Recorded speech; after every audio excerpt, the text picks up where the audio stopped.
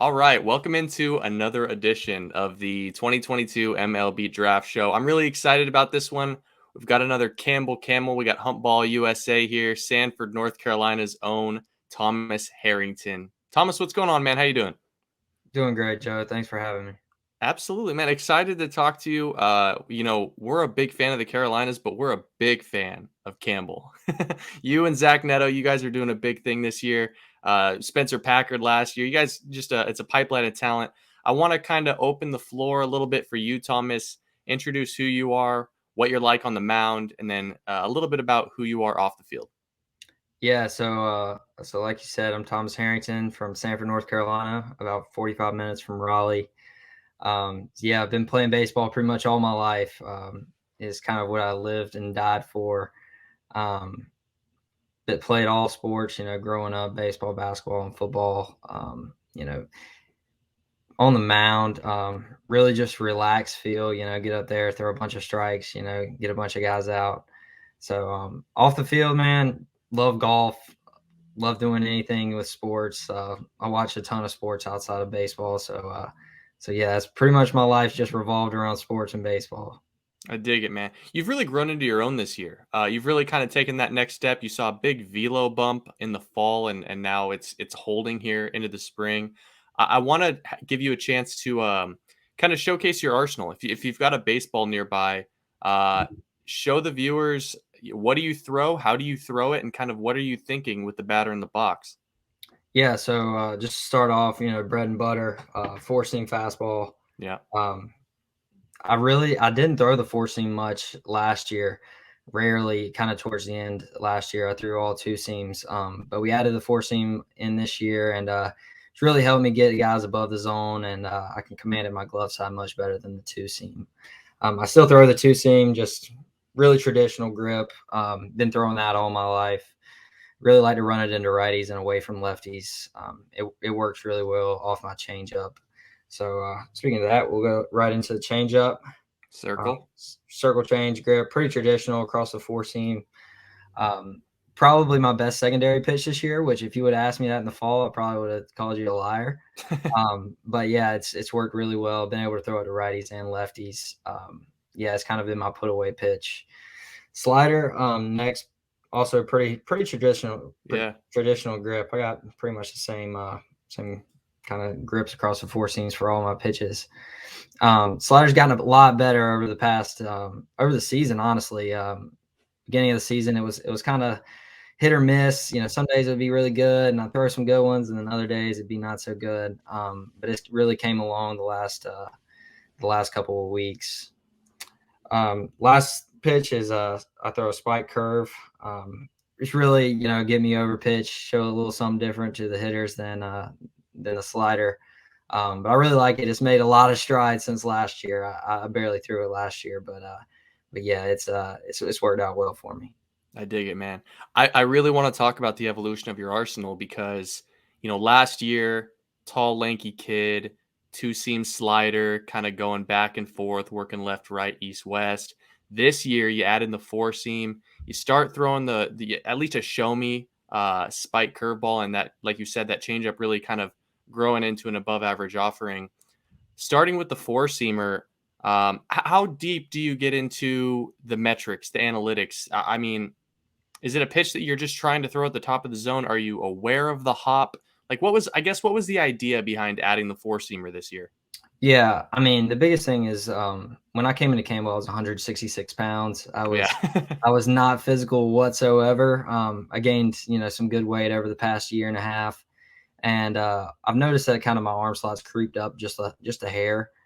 So with that being said, my wrist position, when you look at the metrics and stuff, it's a little bit higher, and so being able to have that kind of ride and just show something different. The four seam, metrics wise, yeah, you look at it and then, the induced is great or whatever. But the main reason I have it is really just locating the glove side.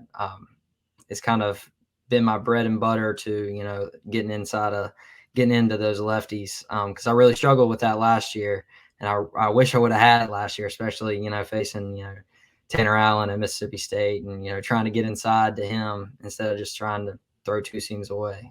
Yeah. Talk a little bit about Campbell because Campbell's really turned into a little bit of a bit of a mid-major powerhouse here.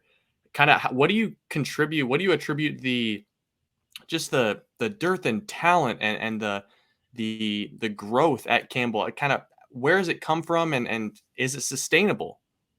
Yeah, I mean, it's 100% sustainable.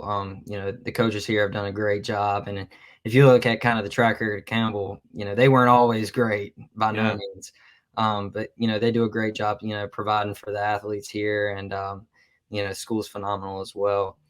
But yeah, Campbell for me, it was really easy to make my decision coming out of high school. I was a guy that I did not have a lot of offers at all, 3 or 4, and I didn't get my first one until my junior year. And so Campbell, offered me a walk-on position, and so to me it was easy because I was like, man, Campbell wins. Campbell loves their players. So I came in here last year actually as a walk-on. It's kind of crazy, and yeah. but yeah, it was a super easy choice for me. I mean, I gotta ask.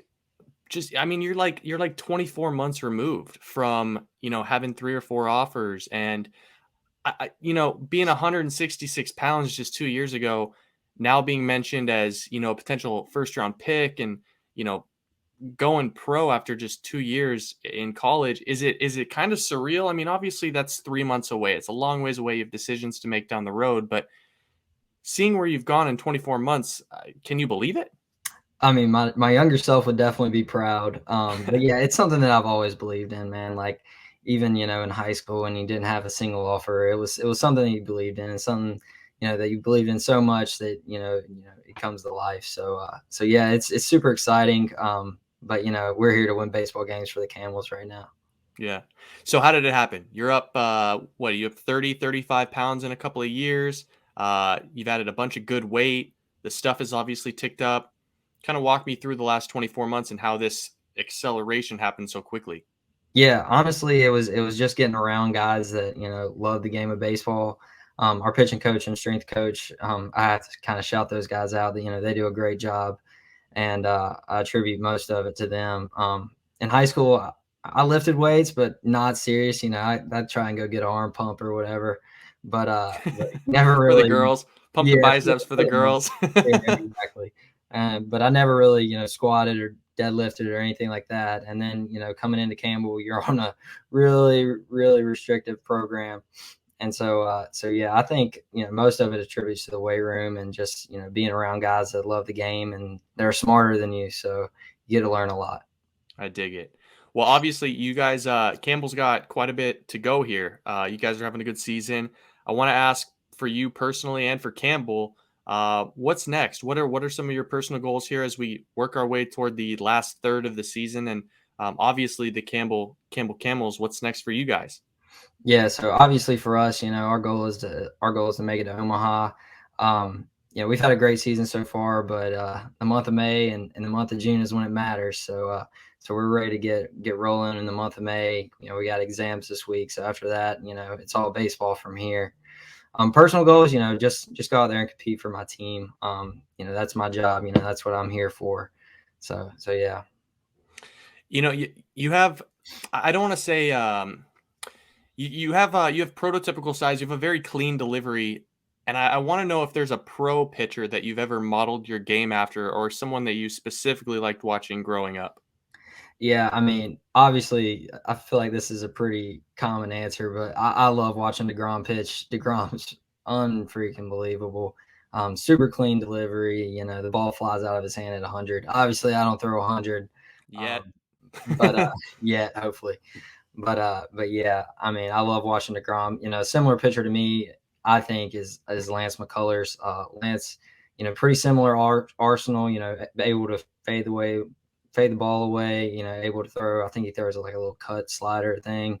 Kind of similar to mine. And then the curveball is obviously way off the charts, but we're getting there. We're getting there. I dig it. All right, man. We'll leave you with a few questions here. Kind of keep you on your toes, some rapid fire, if you will. Uh, who's the toughest hitter that you've had to face so far in college baseball? Oh, Tanner Allen, without a doubt. Last year in the Starkville Regional, dude, literally is so hard to get out, so hard to get off balance. There's a reason he won the SEC Player of the Year. So. Is there a pitcher from another team that you really respect kind of how they handle their business? Obviously, I love all the guys on our team. Actually, you know, I they gotta go say through. another team, otherwise everyone just goes with their rotation mates. Yeah, yeah. Um, Man, there's plenty. I'm sure not any off the directly off the top of my head. You know, I attribute a Blade Tidwell for coming back 100%. I don't know Blade personally, but I kind of follow up on all the guys. So Yeah. congrats to him on getting back. Yeah, that's a good answer. How about at the pro level? And you can't answer Mike Trout. Is there a guy that you're looking forward to possibly facing someday? Oh, Juan Soto, without a doubt. I think Juan Good luck, Soto is man. unbelievable. Good luck to me. You're right. You're right. But I'd love to be in that place. You know, pitching against him. It'd be unbelievable. Love it, man. All right, last question is the question we ask everyone at the end of every interview. I want to know, what is the most random fact that you know about anything on Earth that not a lot of people know? Oh gosh. Oh man, I have no idea. Now I'll tell you something I did learn today actually. So my roommate bought a splatterball gun. I don't know if you've ever heard of that. I do know what that is. They Yeah. hurt bad. It's like a paintball gun. So that's pretty random. He shot me today with it. So yeah, that hurts. So maybe people don't know that. I don't know, but Where'd he get you? oh, right, my back. Right in your back? Oh yeah, Nice, dude. All right. Well, hey, maybe save the splatter ball until after the season, yeah? yeah. I think that'd be a pretty good idea. Thomas Harrington, Campbell's finest, man. I appreciate the time. We're rooting for you here at Prospects Live. Really enjoy what you've got going there at Campbell, and excited to see where the rest of your season and where the rest of your career goes. Thanks, man. I appreciate it. All right.